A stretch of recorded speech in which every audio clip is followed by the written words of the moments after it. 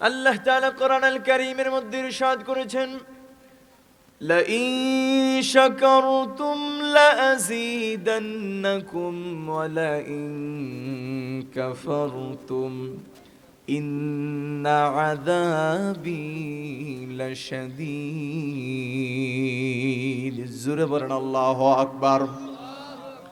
আল্লাহ রাব্বুল আলামিন কোরআনুল কারীমের মধ্যে ইরশাদ করেছেন,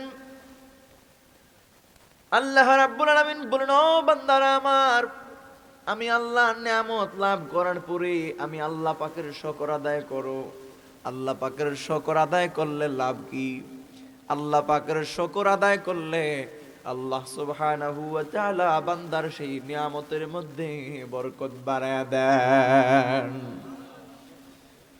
শুধু তাই নয় আমার ভাইয়েরা, আল্লাহ তাআলা বলেন, ওয়ালা ইন কাফারতুম ইন্না আযাবি লাশাদীদ।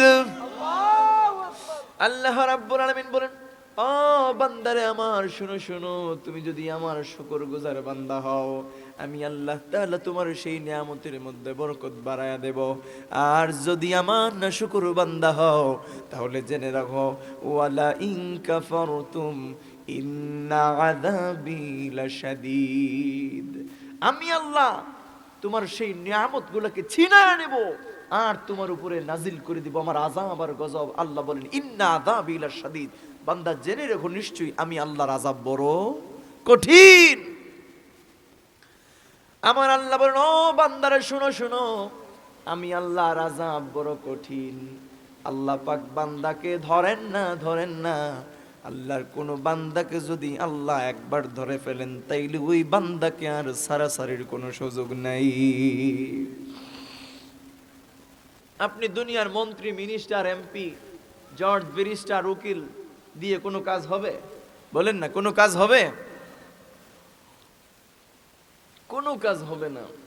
কারণ আল্লাহ পাক বান্দাকে ধরেন না, একবার যাকে ধরেন তাকে আর সারাসারির কোনো সুযোগ নাই। এবার দেখেন আমার প্রিয় ভাইয়েরা, আল্লাহ রাব্বুল আলামিন বান্দাকে নিয়ামত দান করলে বান্দা আল্লাহর শুকর আদায় করবে। এই শুকর আদায়ের সিস্টেমটা কি আমাদের বর্তমান সমাজের মানুষরা বেছে নিয়েছে। খুব সহজেই আলহামদুলিল্লাহ বলে আল্লাহর শুকর আদায় করে ফেলে, ঠিক কিনা বলেন? আরো তো অনেক স্কোপ আছে আল্লাহর শুকর আদায় করার। আপনি একটা জিনিস আল্লাহর কাছে চাইছেন, চাওয়ার পরে আল্লাহ সুবহানাহু ওয়া তাআলা আপনাকে এটা দান করছেন, তো দান করছেন, এখন আপনি শুকর আদায় করবেন না আল্লাহর? বলেন না। আপনি পাইছেন যখন, আল্লাহর শুকর আদায় করার দরকার আছে না নাই? আছে। এবার আপনি কিভাবে শুকর আদায় করবেন? আপনি সুন্দর করে পবিত্রতার সহিত ওযু করেন, পবিত্র পোশাক পরিধান করে, সুন্দর করে উত্তম রূপে আপনি ওযু করে সুন্দর করে আপনি 2 রাকাত নফল নামাজ আদায় করুন।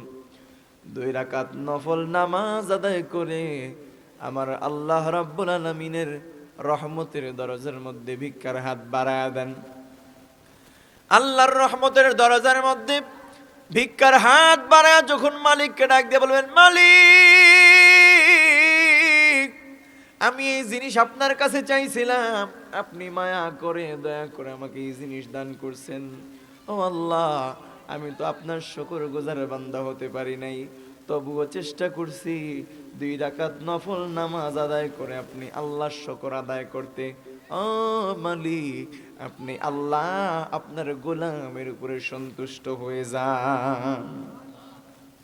এই বলে বলে যদি আল্লাহ পাকের কাছে আপনি মুনাজাত করেন, আল্লাহ রাব্বুল আলামিন আপনার উপরে সন্তুষ্ট হয়ে যাবেন, আল্লাহ রাব্বুল আলামিন আপনার উপরে খুশি হয়ে যাবেন।